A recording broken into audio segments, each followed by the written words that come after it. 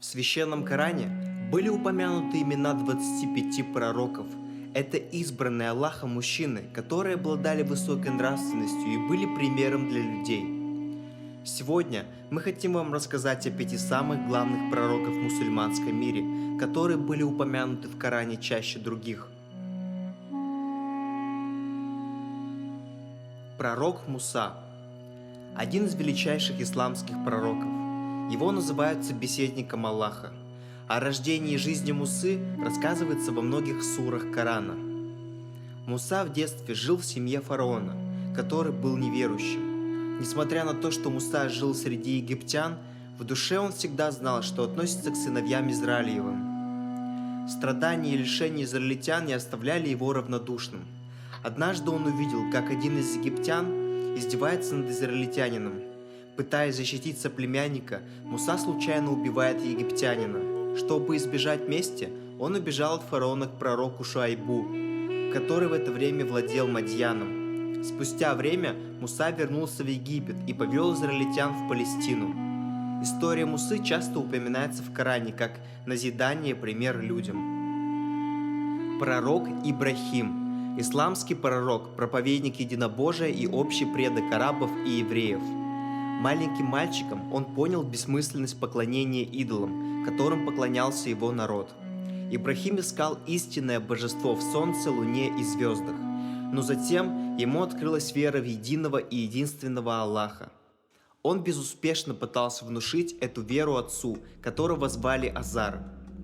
Однажды, пробравшись в святилище, он повредил там несколько идолов, а когда люди пришли посмотреть на случившееся, Ибрахим возложил всю вину на главного идола. Люди не поверили, и тогда пророк Ибрахим использовал это как доказательство лживости веры в идолов. Ибрахима привели к царю, который приказал его сжечь, и тогда Аллах спас его и перенес вместе с Лутом в Палестину. Однажды Ибрахима посетили ангелы, направляющиеся наказать народ Лута, и предрекли ему, что его старая жена Сара родит сына. Ибрахим вместе со своим сыном Исмаилом отстроил в Мекке Каабу. Как-то ему приснилось, что Аллах требует принести в жертву сына. Отец и сын были готовы совершить жертвоприношение, но Аллах прекратил испытание, объявив жертву ненужной. Пророк Нух. В исламе первый из 5 великих пророков, посланных Аллахом к людям. В Коране рассказывается, как по приказу Аллаха пророк Нух стал проповедовать единобожие своему народу. Его сочли безумцем, ругали, унижали, грозили побить камнями. Ему не поверила даже его собственная жена, которая первой назвала его сумасшедшим. Никакие увещевания пророка не помогали, и тогда он взмолился к Аллаху о помощи и о наказании неверующих. Аллах приказал Нуху строить ковчег. Затем закипела печь, и из-под земли и с небес излилась вода, которая заполнила весь мир.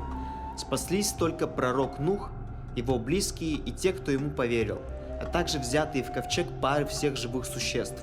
Один из сыновей пророка отказался плыть с ним, надеясь спастись от потопа на горе, и погиб. Ковчег носило по огромным, как горы, волнам. А затем, когда вода спала, он опустился на гору Аль-Джуди. Спасенный Нух безуспешно молил Аллаха воскресить его сына, но Аллах отказал, так как неверующий сын перестал быть членом семьи пророка, которую Бог обещал спасти. Пророк Юсуф – исламский пророк, сын пророка Якуба, отличавшийся необычной красотой, а также обладавший способностью толковать сны. Трепетное отношение отца к Юсуфу вызвало ревность и ненависть у его старших сыновей от другой жены. И сговорившись, они решили убить его, но в последний момент передумали и сбросили Юсуфа в колодец, чтобы проходящий мимо караван увез его далеко от дома.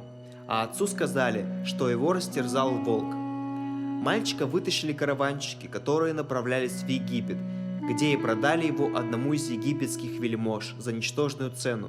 Когда Юсуф повзрослел, красота его стала сводить с ума знатных женщин города, в том числе и жену вельможи, в доме которого он жил.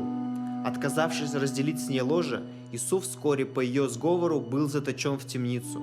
Там он стал призывать людей к единобожию, а также растолковал сны 2 юношам, попавшим с ним в темницу, предсказав одному из них свободу, а второму казнь. Пророк Лут. Лут вместе с Ибрахимом уехал из страны царя Немрода. После того, как они приехали в Ливант, Лут был послан Аллахом в качестве пророка к содомитам, которые вели распутный образ жизни.